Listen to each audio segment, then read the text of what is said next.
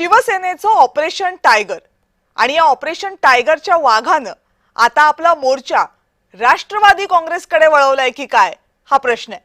आणि हा प्रश्न विचारण्याचं कारण आहे शिवसेनेचे नेते संजय शिरसाट यांनी केलेले एक वक्तव्य। सुनेत्रा पवारांच्या राष्ट्रवादीमध्ये नेते नाराज आहेत आणि राष्ट्रवादीचे काही नेते आमच्या संपर्कात आहेत, म्हणजे शिवसेनेच्या संपर्कात आहेत असा दावा संजय शिरसाट यांनी केला। एरवी या दाव्याकडे फार गांभीर्याने आपण पाहिलं नसतं, कारण महाराष्ट्राच्या राजकारणात हे दावे आता सध्या रोजच केले जात आहेत। पण सध्याची परिस्थिती जरा वेगळी आहे, विशेषतः राष्ट्रवादी काँग्रेससाठी। अजित पवार यांच्या निधनानंतर राष्ट्रवादी काँग्रेसची सूत्र सुनेत्रा पवार यांच्या हाती आली। दादा सांभाळत होते ती सगळी पदही त्यांच्याकडे आली।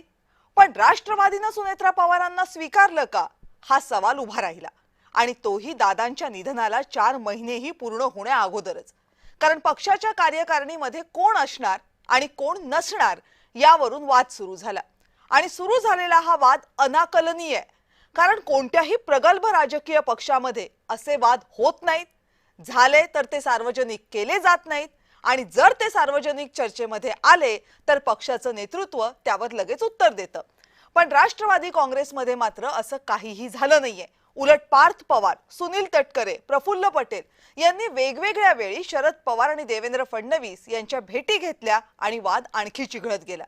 असं झालं की इतर राजकीय पक्ष त्याचा फायदा घेतातच, मग ते विरोधक असोत अथवा मित्र पक्ष असोत। शरद पवारांच्या पक्षाचे आमदार रोहित पवार यांनी राष्ट्रवादीतले बडे नेते भाजपच्या वाटेवर असल्याचं वक्तव्य केलं। शिवसेनेच्या संजय शिरसाटांनी राष्ट्रवादीचे नेते आपल्या पक्षाच्या संपर्कात असल्याचं वक्तव्य केलं। खरं तर 2029च्या निवडणुकांना वेळ अजून बराच बाकी आहे, त्यामुळे महायुतीतले पक्ष सध्याची सत्तेची घडी मोडतील असं काही दिसत नाही। शिवसेना आणि भाजपमध्ये कितीही शहकाठ्याचं राजकारण सुरू असलं तरी अजित पवारांच्या निधनाला 4 महिनेही पूर्ण झालेले नसताना हे दोन्ही पक्ष राष्ट्रवादी फोडण्याची तयारी करतील असंही वाटत नाही। राजकारणात सगळं क्षम्य असतं हे कितीही खरं असलं तरीही वाटत नाही। सुनेत्रा पवारांचा कदाचित यावरच विश्वास असावा, त्यामुळे त्या काहीही बोलत नाहीये। पण राजकारणात परिस्थिती बदलायला वेळ लागत नाही, त्यामुळे आजची परिस्थिती उद्याही तशीच राहील असं नाही। राष्ट्रवादीत पडलेली ही ठिणगी सुनेत्रा पवारांनी वेळीच विझवली नाही तर त्याचा भडका उडण्याचा धोका जास्त असेल।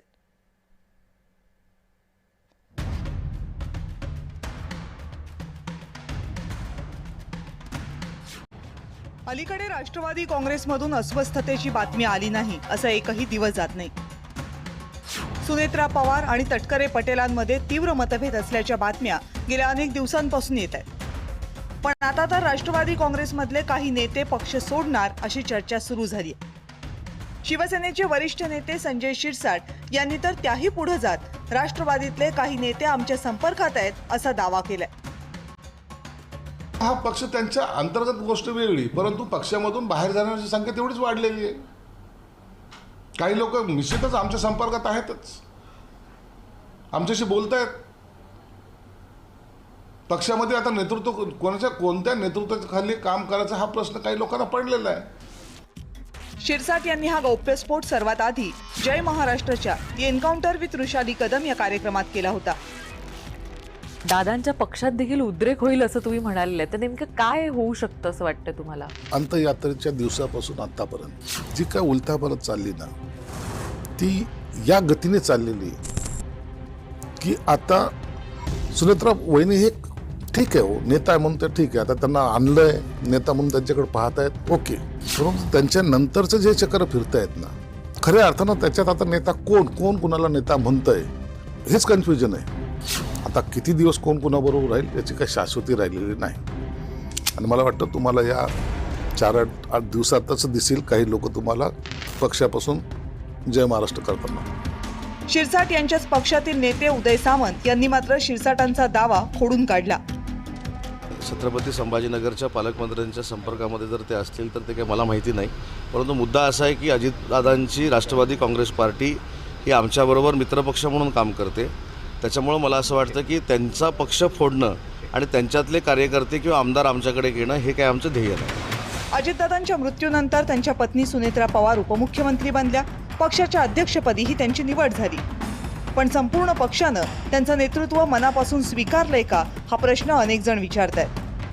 सुनेत्रा पवार यांची राष्ट्रवादी कमकुवत झाली तर त्याचा सर्वाधिक फायदा पवार गटाला होणार आहे आणि म्हणूनच राष्ट्रवादी फुटण्यात शिवसेना देखील हातभार लावणार का हे बघायचं. ब्युरो रिपोर्ट, जय महाराष्ट्र.